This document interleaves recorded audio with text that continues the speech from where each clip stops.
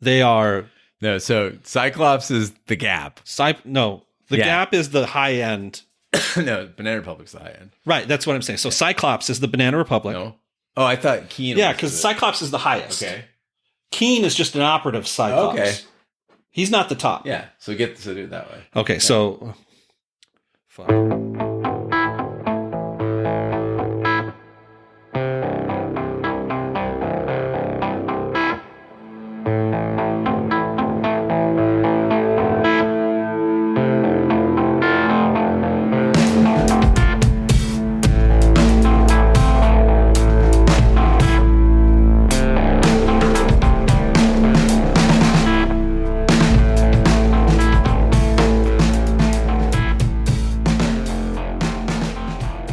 Welcome back to Shat on TV Watchmen, the unofficial podcast companion piece to the hit HBO series Watchmen. I'm one of your hosts, Gene Lyons, and alongside me is my co-host, the King Bee. Extended fart noise. And this is our deep dive edition where we look back on this week's episode of Watchmen and provide our thoughts and analysis. This week's episode was titled An Almost Religious Awe. King Bee, what'd you think? Oh, jeez. Listen, I'm not crazy about some of the developments in this week's episode. Here's an episode where we get a lot of reveals and developments that I don't think anyone was able to definitively say this is going to happen next. We get these polarizing moments where on one side you've got this culture of fanfare that's going to react with an almost religious awe, if you will. The other side, I'm going to call them the shit on opposing ideas on the internet camp. They're going to call it a bunch of bullshit. I think that the most measured response that I can really bring to the table here is the story takes major turns that don't have any momentum behind them. And I'm left feeling an overwhelming, okay, then what happens next? I'm glad you found the middle ground between everything that we've seen on Twitter and coming in via email. I had some initial reactions that were on the Instacast that unfortunately I had to re-record. I had to record all the audio of the Instacast because of a faulty microphone. So a lot of my opinions I snipped from the Instacast, but you hear them tonight. And I'll sum them up with this laundry list of grievances, all of which I'll substantiate in this deep dive. And I should say that this is the first episode that Lindelof does not have writing credits on, and also the first episode that I didn't really enjoy to the fullest extent. Would I watch it in the course of TV watching? Sure. Is it up to the level of quality I expect from Watchmen? Not really. And my gripes were, one, that too many points were so telegraphed that the reveals themselves felt empty.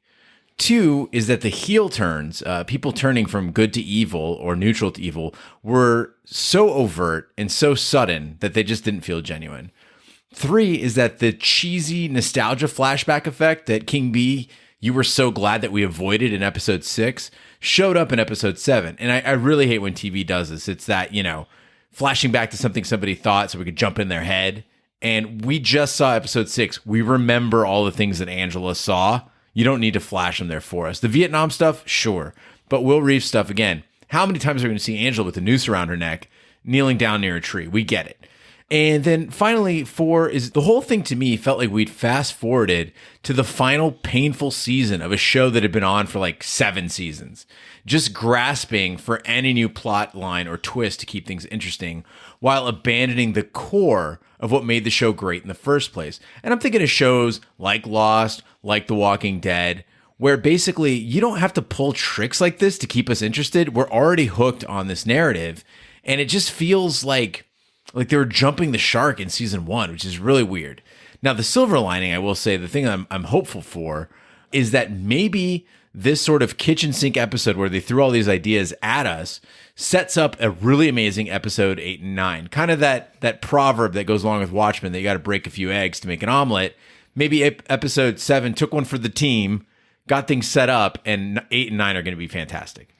You'll remember the endings for the leftovers at the end of each season were always, in my mind, pretty huge. So I'm quite certain that there's great stuff in store for us coming up next. And speaking of great stuff, it wasn't all bad. So some of the things we're going to cover in this deep dive is what they did right with this episode. We're also going to talk about how the Cal Abar reveal being Dr. Manhattan, it's not out of the blue. I mean, there were hints throughout the series, and so we can see that. Out of the blue, huh? like that. Also, we're going to take a look at the battle lines. It's not as simple as black and white, night and day, but to break it down in a binary sense, a lot of people are asking what's the final showdown going to be, where the battle line is going to be drawn. We'll get into that a little bit. And finally, we're going to take a look at what was wrong with episode 7. A lot of people on Twitter, via email, were praising this as the pinnacle of achievement for Watchmen, saying that this is what makes Watchmen must-watch TV. And I beg to differ, so I want to point out my case for what was wrong with episode 7. Again, not the entire series, but a single episode in the series. So getting into what they did right, I think my favorite parts of this episode were definitely, as much as I hate to say it, the flashback memories that Angela had in Vietnam. Coming into this episode, I wasn't really excited about any notion of flashbacks. We certainly got a full serving of it last episode. We carried a little bit of anxiety about how it was going to be represented, and it came across beautifully. It was a really great episode, but that's enough. I'm full. When they started flashing back again at the beginning of this episode, I was a little nervous, but it's so beautifully shot. The colors, the setting where this takes place, there's this bright mix of these multiple cultures all in really close proximity. The burgers and borscht joint, I think, really stood out to me. The notion that there's this contingent that's still unhappy with the occupation and statehood. There's a lot of little details and world building that's going to take place here. And it's obvious that they've taken a lot of care and really thought this out. And we saw this with the setup of Hoboken, New Jersey, during the Looking Glass episode. The world building in Watchmen has been fantastic. And I agree with you on all those points, King B. I felt like I could definitely see what a post-war Vietnam state would look like. Everything felt true to me. It felt real to me. And that environment allowed us to take a look into Angela's childhood, which I thought was really well depicted. It was very coherent. I got a feel for who she was as a kid, why she chose to become a police officer, the mix there of legacy and self-determination, kind of a nurture and nature going on there. What I liked the best and what made me actually emotional was Angela's connection with her grandmother, June, in Vietnam, in a series that's littered with terrible legacies and estrangement among families, bloodlines, and friends. We were shown what family really is here.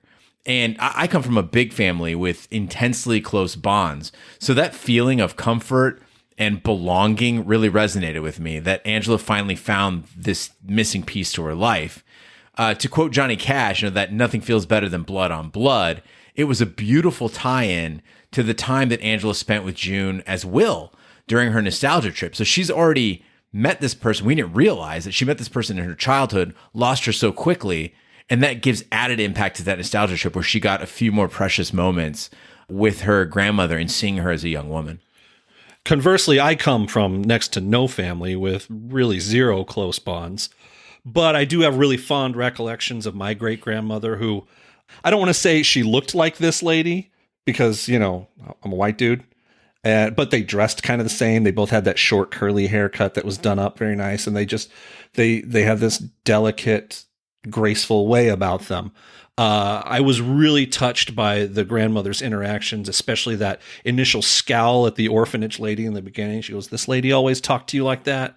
And just the anger in her face, knowing that this is how her grandchild was treated, really resonated. You could feel the love and the regret and the loss and the longing. These two actors, this young girl and this older woman, I think do a great job, and it's portrayed beautifully. Yeah, there were strong performances throughout this episode, despite some shaky storytelling. We got it from some of the newer actors that we were introduced to, and some of the staples. You can tell that everyone in this show is absolutely committed to their characters. And that's something that you can't take away from Watchmen. Regardless of what's being written on the script, no matter the way it's shot, this show centers around strong performances from some very talented actors in the drama genre. Regina King was spectacular in this episode. Yahya Abdul-Mateen II, who plays Cal, was splendid. And James Wolk, who plays Senator Keene Jr., he was devilish and charming. His demeanor in speaking with Laurie Blake, combined with the Trent Reznor soundtrack, was really engaging. Every time Trent Reznor's soundtrack comes up, I just expect Sister Night to come strolling into the room and shove someone into a closet before a fight scene ensues. I got to say that the music at times, because it's been so attached to Sister Night, did kind of bristle with me a little bit. Well, you were never a big Nine Inch Nails fan, so. That is true. My only complaint, and I don't want to get too far into complaints, but as far as the acting goes, everyone did a splendid job. Frances Fisher, who plays Jane Crawford, was awful. I felt like I was watching community theater, but again, in her defense, they gave her like the worst job of all. Yeah. Hey, we're giving you the smallest part and 2 lines. Go ahead and try to compete with everything else that's going on. Also, you just threw somebody down a trap door with a clicker and you're revealing all the plans of the 7th Cavalry. Be cool about it. I got some clicker issues coming up soon. All right. So getting on to Cal Abar and his big reveal that he is, of course, Dr. Manhattan. If you didn't watch the episode, I apologize for letting you know that. A lot of people on Twitter got very defensive about people pushing back against this reveal. And I think it was a misunderstood resistance. So when people say that this doesn't feel right, it's not because of race. At least in my case, it's not. And in some of our other listeners, it's not. The reaction to that has been, if you're resistant to that idea, then you're racist, because how could Dr. Manhattan spend 30 years in a black man's body? Or that you're a fanboy, being inflexible in your idea of what Dr. Manhattan is. I don't think we're saying any of that. There were definitely signs that Cal was Dr. Manhattan. And we had listener mail coming in that explored that idea. I think it's more thematically odd in the greater universe of the Watchmen. In my opinion, if the book and the movie are sort of the tale of how humanity acts to the introduction of God on Earth, then maybe this, as a follow-up, should be absence of God on Earth. And bringing him back into the story just didn't sit right in my craw. Now, there are several things that pointed to Cal being Dr. Manhattan. One of them being that he survived the White Knight, and we never got an explanation as to how, right? So people storm into Angela's home. She's with Cal. He's suspiciously looking at the clock, paying a lot of attention to it, sort of a Dr. Manhattan-y thing. And to clarify here, let's take a moment to say, it's not like Cal has known this whole time he's Dr. Manhattan. He can exhibit some behaviors of the person inside him. That doesn't mean he's aware of who that is. So when we say that these are hints, it's not like Dr. Manhattan's hiding in there and he slips up occasionally. Or he's dropping hints that his favorite beverage is the Manhattan. Exactly. He's more of an old-fashioned guy. But what we are seeing here is, Cal was there at the White Knight. Angela gets shot. Cal survives it somehow, but we never really see how.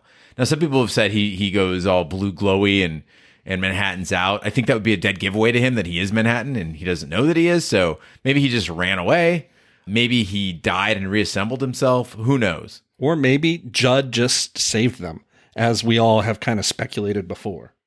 Other things that point to Cal being Manhattan in the past that have been noted by listeners is that he had no backstory. So everybody else, we get a pretty good idea of who they were. Cal was always amnesia, car accident. We never, the show was being intentionally vague on his background, which is a dead giveaway that he's not what he seems he is.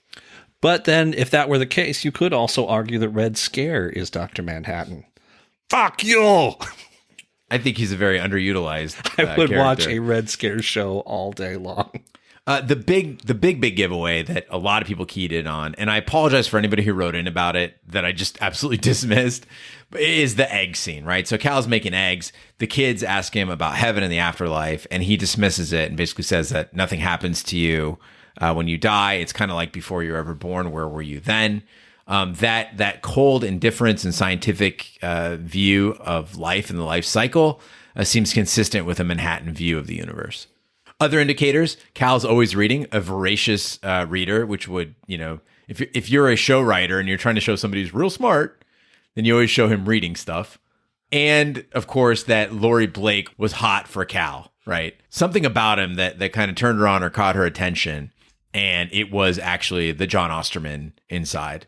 So that's a lot of hints that we had that Cal was Dr. Manhattan, and pardon the pun, this reveal is not out of the blue. And finally, we've got one for the Rajas of the world. He drives a blue car. It's a dead giveaway. Dead giveaway. Echoing that, we had an email from listener John Lish talking about Dr. Manhattan. He said, I'm a bit disappointed that Dr. Manhattan has turned up in our story. I was hoping that we would be exploring his legacy without having the character show up. Therefore, there might be a bit of wish fulfillment in my following statement. To save the world from itself, Dr. Manhattan must die. There must be a yearning for death in his soul, and Laurie Blake's joke from episode 3 implies that Thanatos is at play. If you're not familiar with Thanatos, by the way, Thanatos is the god of death that gives you the painless, peaceful death, right? It's like the touch that is just like, it's like morphine, and then you're gone, right?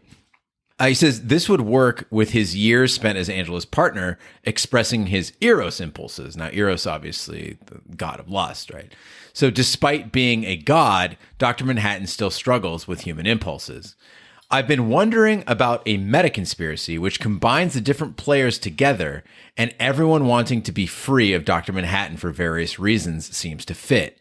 It would place Laurie Blake and Angela Abar together on the same side against the conspirators. However, if Dr. Manhattan himself wants to die, this creates a conflict between him and his lovers. How they wrap this story up in a couple hours is going to be challenging to everyone, I suspect. I don't have any developed theories as to how this ends, except that it won't end well, especially for elephants.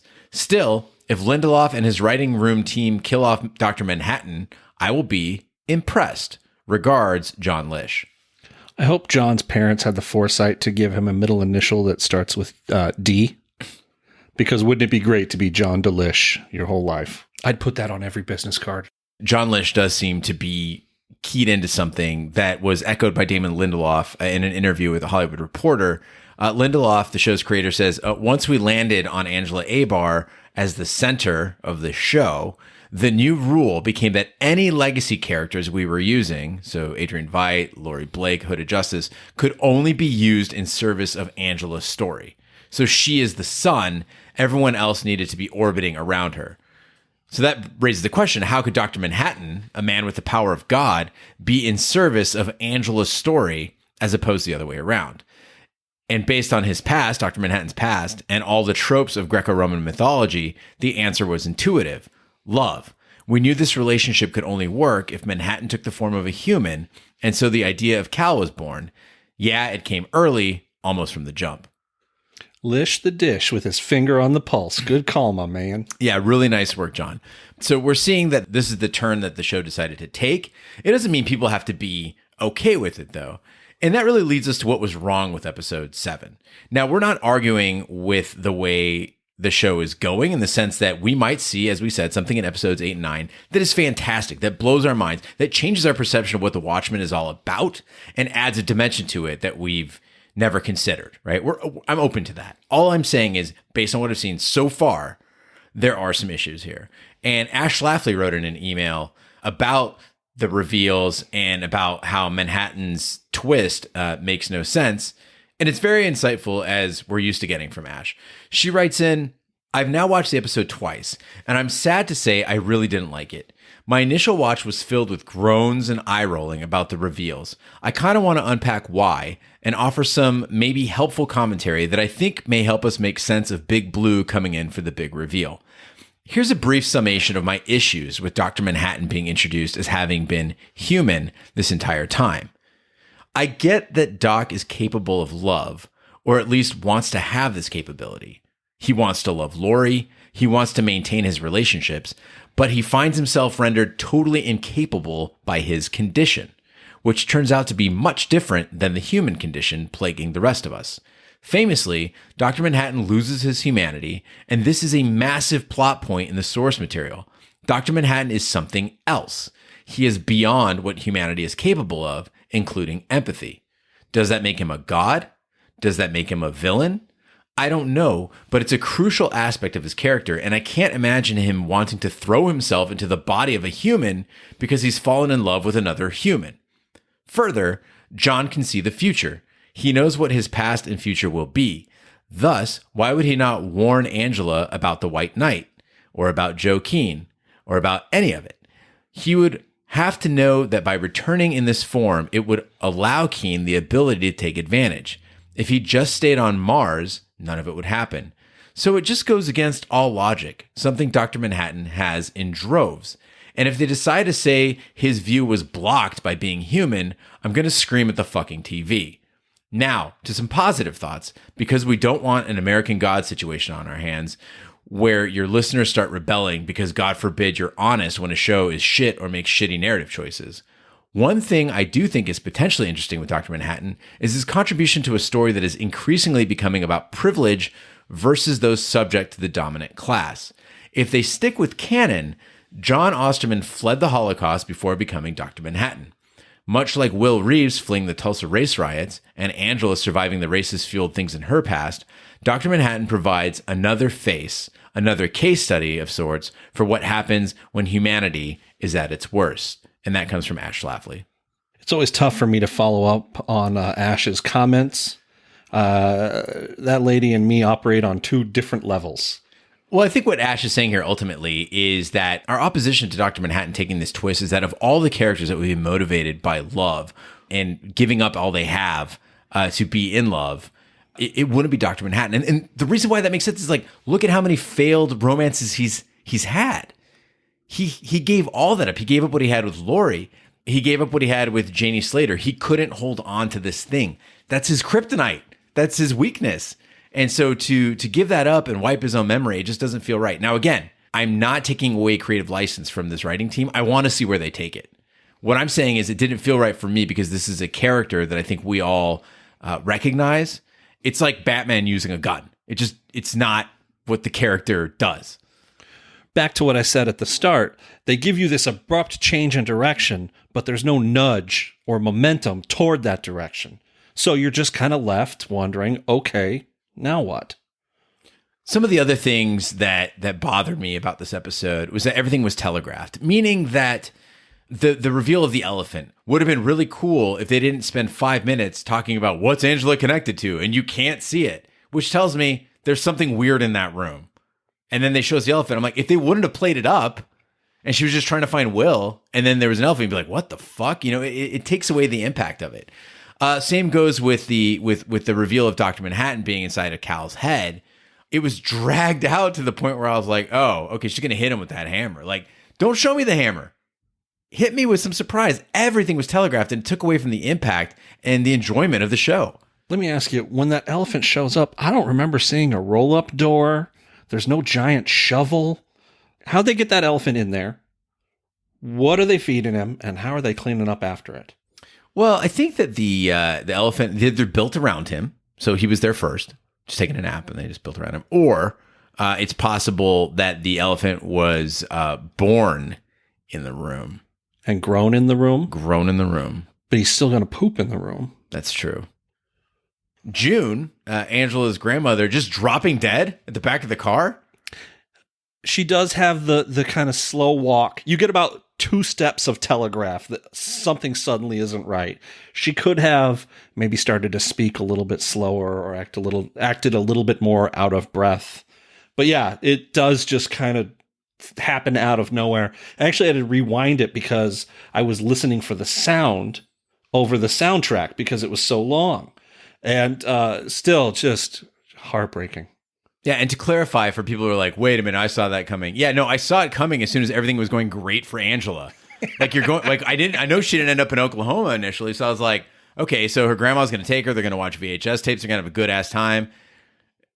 Buckling up in the car was taking a little too long, and I was like, oh shit, something's going to go wrong here. But then she just drops dead? That's it? Such a fucking bummer, man. Another issue that I had was Angela and Laurie suddenly becoming the most patient people in the world. 2 of the most impulsive people on this TV show. You got Laurie, who's shooting masked vigilantes during bank robberies, pulling guns on everybody. Fucking Petey. She just does what she wants to do. She's Eddie Blake's kid. And you got Angela, who throws caution to the wind all the time, just goes for it. She's a powerhouse. And now Angela's sitting in a bed without any physical restraints, letting Bian just show her cards and answering questions. Waiting for lunch to show up. Makes no sense. Angela knows she's under arrest. This is her chance to get the fuck out of there. Why isn't she doing it? And finally she does, but it's like, it takes forever. Laurie, on the other hand, again, very competent. This is the former Silk Spectre and comedienne. She's sitting in a chair. A lady who's just revealed some dastardly plan is pointing a clicker at her and pressing the button. She gets 4 clicks, she gets a 2-inch drop. So let me start that over. First, she gets the reveal. And the fact that you don't jump up right there and go, that's it, bitch, you're under arrest. No, she reclines a little further, really digs in. 4 clicks, a 2-inch drop, says, wait, what are you doing? Before the thing finally drops, she never jumped up once. That's some shitty superhero reaction time right there. Which brings me to the speed of these heel turns. Now, if you're not familiar with the turn of a heel turn, if you don't watch a lot of pro wrestling or whatever, the heel's like the bad guy, right? And in every piece of comic book writing, as people go through their cycles of their storylines, you have heel turns, right? Everybody turns bad at some point. You had, what was it, Superman 3? Sure. When he got drunk. Yeah, flicked a peanut through the window. Yeah, bad Superman. Anyway, it happens, right? But normally, those heel turns make some sort of sense. And I'm not saying that we didn't see it coming, that Jane Crawford was a bad guy. People have been asking that for a while, ever since we saw the KKK robes. And it's not that we didn't see it coming that Keen was a bad guy. We saw that too. And I use bad guy in the general sense. The issue is that they went from normal, rational, human bad guys, people who are just motivated by a vision, to like mustache twirlers. Right. Especially considering last episode, we get a flash that Judd is potentially a still like complicated and maybe redeemable or likable character somehow, but his wife is that sort of snide whiplash, dirty Dan, mustache twisting villain. Judd wouldn't be married to that. Come on now. He's looking for something a little bit more pleasant and sweet to be around. And my final gripe is about the awareness of tropes. So normally, if you've ever listened to our sister podcast, Shat the Movies, or other Shat on TV shows that we've done, I usually will forgive a trope if the show is self-aware enough to know that it's employing that trope when they're kind of goofing on it or pointing it out. In this case, it doesn't really work for me because we have twice, once with Angela, once with Laurie Blake, where they're like, oh, you're just going to tell me the thing? Is that what we're going to do here? You're just the bad guy. You're going to tell me the thing. And it's one, it's overused. But two, the fact that they're calling out doesn't make it okay. How about just don't do it in the fucking first place? Yeah, that is very much I want to call it post-mainstream superhero story trick. It's the very smug sort of like, it was introduced in like The Incredibles. Probably wasn't introduced there, but it was featured there, where the guys, these experienced heroes, are going, oh, now he's monologuing again. He's going to reveal his whole plan. And they kind of acknowledge the fact that they're in this stereotypical sort of storytelling cycle. It's not done especially clever. It's not endearing. It's not enjoyable in this instance. And I feel, again, it's just there's no grace to it. My second big beef, not my first big beef, is that it's clear to me now we're probably never going to get our Looking Glass fight scene that we missed out on 2 fucking weeks ago. They've telegraphed pretty obviously that he's likely hiding amongst the 7th Cavalry. When Petey reports that 4 of them are wearing their masks, but 1 of them isn't. You know what? I didn't need that. I could have had that line dropped out and then been a little bit more surprised when Looking Glass shows up. It's just a little too painfully obvious for me right now that that's how it's going to be. And in the realm of storytelling, only having 2 more episodes left, as much as I wanted to see it, I don't want a flashback of him confronting these 5 dudes and how he survived. With the Trent Reznor soundtrack? Yeah, there's just no fucking room for it. So I mentioned my number 2 big beef. My number 1 big beef is, some of you follow me on Twitter. I put it out there. I called it the Step 4 Profit meme. I did misquote it. It is actually a Step 3. It's a reference to an old South Park episode where there are underwear gnomes stealing underwear across the country. And when the gnomes are confronted, they reveal their dastardly plan. Step 1, collect underpants. Step 2, it's just question marks. They haven't figured that out yet. Step 3, profit. Laurie's got some real terrible exposition here. It's, in my opinion, everything that's wrong with comics a lot of times. There's this embarrassingly heavy-handed allusions when she's talking about, family members not being what they seem. referencing really her own experiences. And then these huge logical leaps that make zero fucking sense. You know, she's giving her spiel about white men in masks are heroes, black men in masks are scary. Where the fuck did that come from, and when is this established? She's talking about Reeves and his secret identity, and the whole thing is that he doesn't wear a mask for that reason, that masked black people are scary. He wears it simply to hide his race and identity. He's not running around saying, you know, I wear this mask because I'm probably white. So everything she's saying is just, it's gibberish. It's nonsensical. Now, then she goes ahead and she lays out how she's pieced together nearly everything that Looking Glass learned 2 whole weeks ago.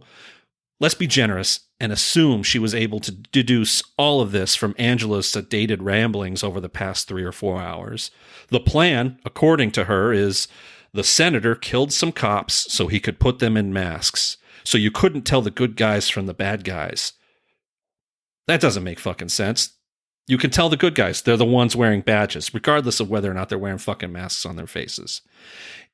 It's dumb because there really is no division. And then suddenly this plan is going to lead to the senator becoming president. How do you make that leap from putting masks on uniformed, badged police officers in one city to I'm the president now? Can you flesh that out a little bit more? That's some Roger level speculation, if you ask me. So I'll do my best. The way I see it working is, as Laurie said, if everyone's wearing masks, you can't tell who's good and who's bad. And the idea being that let's see what keeps people in line, right? In our society, what keeps people in line is generally an ethical question, right? Are you doing right or wrong? A moral question, right? And absent that, the other reason that people obey laws or follow movements is either punitive, like, you know, being punished, or loyalty. And I think the idea is that if Keen is able to remove right and wrong, then all you're left with is loyalty. Loyalty is the only right thing. It doesn't make sense. I'm not saying it does. I'm saying I think that's what the show is trying to tell us. What he's really removing here is accountability. The masks aren't to tell who's right and wrong. The masks are to protect you from accountability. So if you can do whatever you want and no one's ever going to come down on you for it, and this is the guy that's going to deliver that to you, you should be on his team. Well, okay, that makes sense. But don't give me this quasi-poetic stance that she's taken where you can't tell the good from the bad. Fuck off. No, just say what it is. Yeah, a more hardcore way to look at this, or maybe a more concrete way to look at it, is kind of from a Blue Lives Matter sort of thing, saying the cops are going to back the guy who's going to let them do what they feel they need to do to get the job done. And that would make sense, right? So the guy that's saying, yeah, you can wear a mask. Yeah, you can go beat the shit out of people. Yeah, you're not going to be held accountable. I will give you all that, and all I want in return is your loyalty to me. That makes sense. Now, I did get one person cashing in on my $1 bounty for one-armed faceless villains. I'm going to offer another bounty for anyone who can come up with a list of politicians. I want to know who has won their elections without the endorsement of the local police force. Give me a list of those. $1 from the Phantom King Bee. Is this in America or around the world? Let's keep it to America because, you know, I'm one of those egocentric Americans that only exists within the confines of this country. All right. Well, speaking of police, I think it's time to look at the different teams that are being formed here.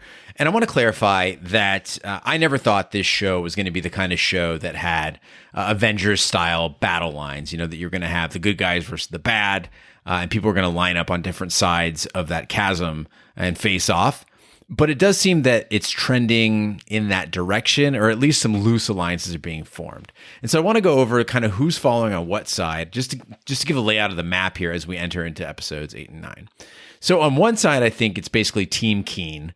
So this is Team Keen or Cyclops or the 7th Cavalry, whatever you want to call it. And on the other side is Team Reeves with Lady Trieu and Angela Abar and Laurie Blake. Now, the Team Keen or Cyclops, their goal right now is to use true tech to capture Dr. Manhattan and or create a new Dr. Manhattan.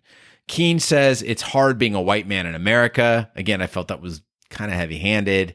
So he wants to be a blue one. And the idea here being that after these Redfordations and all of the efforts that were made to kind of compensate minorities or put them on a level playing field, that the white man feels that he's being left out here. Senator Keene is a champion to those people. So in that case, Keene wants to evolve into something even more advanced than the white man, a blue man, right? Now, another person who I think is on that team was Judd Crawford, who's not around to speak for himself, but it's almost certain that he fell on Team Cyclops. And that actually answers the question why Will would want to kill him, right? So it's not just Will having some latent issues with a benevolent racist, but rather that he's picking off one of Team Keene, right? One of Cyclops. He wants to take out Judd. Now, if you listen to what Keene said, he said that Judd and he were working together. He was handling the 7th Cavalry side, and Judd was handling the police side. And I think that the police, then, it stands to reason, are still on their side, on Keene's side. We see them trying to stop Angela from leaving the Millennium Clock in that great scene with Red Scare and Pirate Jenny. All the cops know is that their chief was killed and that the senator has their backs. And at this point, they probably also know that Will Reeves was the one who killed him and that Angela helped cover it up, right? That's what the cops are being told. So that's probably where they are. And again, as we talked about with the loyalty to Senator Keene. Now, Keene's entire motivation here is he's under the impression that the nation's ideals have been undermined, and he intends to reinstitute order by evolving into something more powerful than the dominant race. He wants to be a god, and that seems to be what the 7th Cavalry is trying to do as Cyclops with him. Now, the 7th Cavalry, where do they fall in the fight? Well, in line with Cyclops, if they're not the same thing. They're pushing back against the establishment. They reason that the entire world order was set up by a hoax, and that minorities have unfairly benefited from that turn of events. So that was that little storyline that we talked about before the series ever started that you pointed out, King B. The one that had us all excited before people started playing like human Matryoshka dolls with each other's skulls. We actually had a story that was perfectly good on its own. A lot of people are asking if the 7th Cavalry is the same organization as the Cyclops, and I don't believe that it's that simple. You've got to think of the Cyclops kind of like Banana Republic, where they're like the high-end brand for the highfalutin folk. Beneath them, you've got the 7th Cavalry, who are really the Gap level, sort of every man on the street level of operative. I would also like to kind of posit this. Wouldn't it make sense that Dr. Manhattan is on the side of Cyclops? Not so much in the whole racist aspect of it, but he is contrary and wary to the sort of manipulations and the politicking of men, which means that he would be very anti-Ozymandias's plan, anti-Redfordations. He would prefer that there be zero malice between all of humanity because there is no difference between a white and black man. But he doesn't believe that you should lean on one in order to benefit the other. Possible. He's going to be really disappointed when he finds out that they're probably try to do him in. And also the fact that he just spent 30 years with Angela and before that was with Laurie. I would assume he's got some loyalty to them. Although, as we saw in the end of the Watchmen graphic novel, maybe not. And again, when I say that, I'm purely just sort of speculating. This is very tinfoily, very fanficky.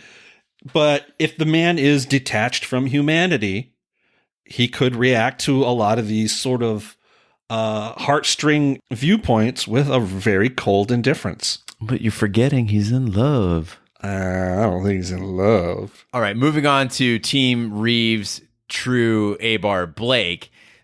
The stated goal for this team is to save humanity, but their conspiracy is a lot less transparent. We didn't really get the whole plan like we did with the 7th Cavalry. Lady Trieu is vague about the function of the Millennium Clock, but she's very clear that she knew who Dr. Manhattan really was, which is interesting. She knew the whole time and didn't act on it. And as advanced as her technology is, and as much as she does know, there's not much firepower on this side of a war. If there were hostilities to break out between these two sides, Trieu doesn't really have any demonstrated military force other than some flying ships with giant magnets. She doesn't have the cops. She doesn't have the 7th Cavalry. She doesn't have the FBI. She does have possibly Angela Abar on her side, Sister Knight, who can hold her own in a fight, but she'd definitely be outgunned in a shootout with like the entire Tulsa PD. They've got Laurie Blake maybe on their side. She was once the Silk Spectre and the Comedienne, but again, one gun against hundreds. She also just got bamboozled by an old lady with a clicker. So I don't know exactly how effective she's going to be in a grand finale battle. And I guess that puts Petey on Team Reeves too. Well, I think Laurie's going to be tied to the chair for the next couple episodes anyway, so speculation on where her loyalties lie might be moot. Now, Looking Glass, as you pointed out, King B, just survived a 7th Cavalry attack, so he's likely to be siding with Team Reeves. And also, unless he was rescued by someone else, we now know that he's pretty damn deadly. So I'd really love an opportunity to see this guy work. You know, I would really like it if he's not a physical character, but he has just set up some sort of pitfalls or traps. What if he knows the lay of the land well enough to do as little as possible and yield the most devastating result? He's like Kevin McAllister. Exactly, yeah. Spray paint and paint cans. Yeah. It's all set up. Now, let's talk about the namesake of Team Reeves, Will Reeves. Now, we haven't seen him in an episode or so, but he's likely up to something. Remember that this guy isn't just a guy in a wheelchair and formerly Hooded Justice. He understands mind control technology, according to his memories. So he might be cooking up something big. That something might even be a giant clock that tells everyone just to chill the fuck out. That's a big old mesmerism maglite straight up into the sky. And finally, Ozymandias, who's still out there. I think he seems increasingly unlikely to impact the plot after that irrelevant but entertaining trial scene. Several critics of the show are still scratching their heads over what the fuck that was all about. And I don't know if they just lost us there. Everything else in the episode seems so straightforward. There's like a part of me, the overthinking part of me, that's like, oh, maybe the law is thou shalt not leave. So if he breaks the law, then their punishment is making him leave because they consider it's a paradise. Like he would be exiled, right? That's his whole game. I really hope that's not the case. Oh, that would be lame. I'm a fanfic here for a minute. Okay. Skipping to the end. Everyone dies. The whole plan goes tits up because the 7th Cavalry are a bunch of uneducated no-goodniks. They think they're doing one thing, but really what they're doing is just exploding all life on Earth. Then, in his homemade spacecraft, or however he gets flicked through space and lands on Earth, Ozymandias falls to a ruined planet, expecting a hero's welcome, excited to get back in the fray and change the direction of the Earth, but there's no one there for him to rule. It's very Twilight Zone. I was going to say, just like, finally alone with all my books and my glasses break. That would be the story. Not really. That'd be terrible. To bring up Dr. Manhattan again, who's to say that there are only going to be two sides to this battle?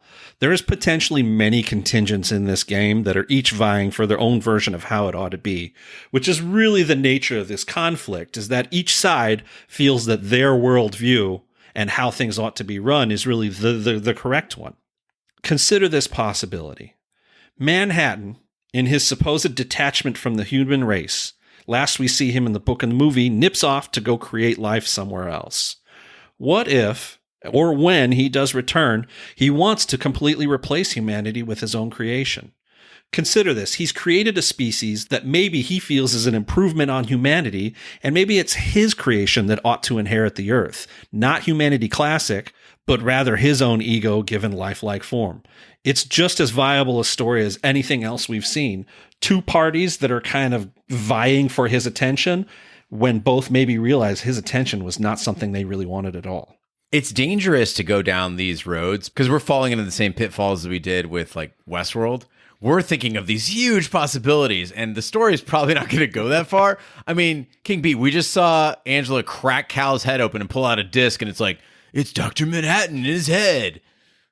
Right. I'm definitely writing season 3 of a show that'll never happen. Pure fan fiction speculation of the likes that I usually rail against and scream about. We do see on Europa, the Crookshankses and Phillipses say that their gods abandoned them, right? And that he's not coming back, and they're there with Ozymandias. Now, if you look at it from a time frame of when this paradise was created, it's possible that John was keeping a watchful eye over these people and then fell in love and then abandoned them, right? That he put himself in a human form, and that's why he's been gone for so long.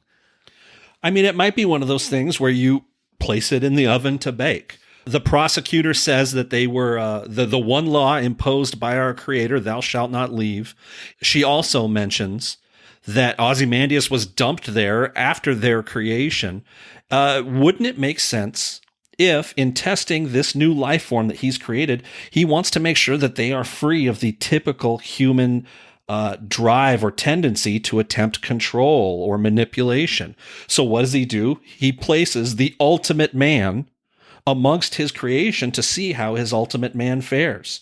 Now, you can't fast forward that recipe. You just got to let it cook. Right, but how did Dr. Manhattan do that when he was Cal Abar and didn't know who he was? I don't know. I'm not writing the whole story. I'm just writing the parts that I want to see.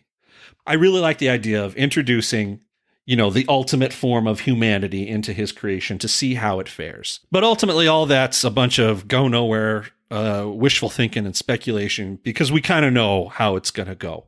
The manual extraction of the Big Blue. At the end of this episode, Angela has broken free of Trieu's confinement. She's outrun the police, who I guess choose not to give chase. Apparently, the 7th Kavalry possibly also know that Manhattan is on Earth because they've scoped out Angela's home. Imagine for a moment that you're a near godlike entity. You can rearrange matter and energy on a subatomic level with a mere thought. And you want to free yourself from all that and walk amongst man. You decide to put in an emergency switch so you can be a god again in case you have to. And the system that you design happens to be, hey, break open my skull with a claw hammer, root around in my scrambled egg, and fish out my lucky carbon coin. It seemed like a gruesome spectacle for me. But like I said at the beginning, fuck it. What's going to happen next? I mean, there's a rationale here, I guess. So again, we have to assume that the primary motive in taking Cal's body is that Dr. Manhattan wants to be a feeling normal being again, that he's in love with Angela. He wants to become human again, recapture his humanity. And so in order to do so, he has to do a couple things. One is he has to wipe his own memory of being Dr. Manhattan. That's why there's no memory prior to the accident for Cal. So Dr. Manhattan has to do all that to regain his humanity. Without all those steps, he would still have a knowledge of who he is, and his mind could not work like a normal person's. You would want the failsafe for that to be very, very difficult to access so that nobody would just randomly do it. Like if you really want to bury a secret deep, you could put it in your head. And it also makes sure that Angela, has to go through a emotional gauntlet to make that decision, to crack his head open, To find out how many licks it takes to get to the Tootsie Roll center of that Tootsie Pop. Yeah, but I agree. There was a bit of gruesome spectacle in that. And I think it's just there to illustrate the extent she has to go to. It has to be really fucking serious for him to bring him out. Yeah, it's certainly a big deal. So as part of that memory wipe, Manhattan does not know who he is. When Angela approaches Cal with the hammer, he's like, I don't know what the fuck you're talking about. You're crazy. It's the drugs they pumped into you, whatever. And so we know that currently in this scene, Manhattan does not know he's Manhattan. Do you think that he will be aware of everything that happened while he was Cal? Stay tuned for another flashback episode. You know what? I got to say, if we're really taking the story seriously, that no, he is not going to be aware of what happened as Cal this whole time. And we're going to have to sit through Angela catching him up really fucking quick. And here's why I think that. Manhattan is not omniscient in the way that we know the word. He can see all points in time, but he's still an external viewer. He can assume that a person is angry or anxious or upset based on, serotonin or adrenaline. Those are things that he can see, but all of those are almost physical or chemical cues. They're not the truth of what's going on in a person's heart and mind. And I think that can be tricked, and I would say even easily so. The evidence I would support to that as quick little story time. This last week, I had an opportunity. I had to drive up north to Prescott. It was about 2 hours. For those of you in the know, I recently had a car accident maybe a month or two ago, and I'm not entirely confident behind the wheel. I wasn't injured. Everything's fine, whatever, but it has shaken me, and I do get a little nervous and anxious in traffic. I happen to take a heavy microdose of a tasty little mushroom. A heavy microdose? It's a dose. I felt well. Anyway, and as I'm driving, I've got a little bit of anxiety. I noticed that my visual acuity is really increased when I take them. And when you're flying down the highway at 80 miles an hour, seeing everything super vividly, it's not a great feeling. There's just a lot of information, and you're taking it all in at once. You're thinking about past experiences, and you're kind of anticipating what's coming in the future. I felt a lot of anxiety, but the other effect of those little doses was that there was no physical manifestation. My heart didn't beat faster. My breathing didn't increase. My body was quite relaxed. And it was a very fascinating sensation to mentally and emotionally feel all of these anxious triggers, but have no physical manifestation of it at all. It's like laying there and watching an animal eat your arm alive. There's no reaction to pull or get away. It's almost as if that survival instinct isn't there. So I think that because Angela has scrambled all the neurons and everything that was made soup of his brain, there's nothing there for Manhattan to read. He's going to need a little bit of catching up. The next episode 8, will be a God walks into a bar. We've seen in the previews for that it seems to be Angela and Dr. Manhattan meeting in Vietnam. So this might be told through the aspect of her catching him up on what's going on. I am excited to see what the bounds of Manhattan's knowledge and then also where he sits in all of this. So as much as we didn't want to see Manhattan show up in this series, I think we're going to make the best of it. And again, we don't know that he actually shows up in present day, because all we've seen so far is Manhattan in flashback. So it might be that he's like, nope, sorry. To make it really sporting, I'm offering another King Bee $1 bounty for whoever DMs me their prediction of how many blue dong sightings we get next week. Most accurate answer gets $1. And on that note, we conclude this week's episode of Shat on TV Watchmen. Be sure to follow us on social media and share with a friend. We're on Twitter, Snapchat, and Instagram at Shat on TV. I know you guys are out there on Twitter, so hit us up. Let us know what you think. We're ready to take the heat for this one, so do your worst. Also on Facebook, you can search for Shat on TV Podcast. The website is shatontv.com. You can email us your reactions to this deep dive at host@shatontv.com. And call us with voicemail at 914-719-SHAT, wherever fine podcasts can be found, including iTunes, Stitcher, Pandora, Spotify, and YouTube. Be sure to subscribe, and if you stop by iTunes, please leave a review. That helps the podcast grow. Big D actually just messaged me earlier today with a couple amazing announcements. One is that the Shat team has now surpassed 6 million downloads between all of our podcasts that we do. And also, he said that we are a statistical anomaly when it comes to reviews, that the amount of reviews that we have for this podcast, the Watchmen podcast, has so few poor reviews that we really stand out, and it boggles the mind. So thanks everybody for being so kind and appreciating the work that we put in here. Again, over the holidays, King B, he's celebrating his birthday tonight, and he still made the time to come out and record with me. Roger driving across Florida and still making the time for an Instacast. So I do appreciate all the help. On behalf of my co-hosts, the King B and Roger Roper, I'm Gene Lyons. Be sure to join us later this week for the Shat on TV Watchmen newsstand, where we cover listener mail and voicemails. Thanks for listening. It was the borscht of times. It was the worst of times.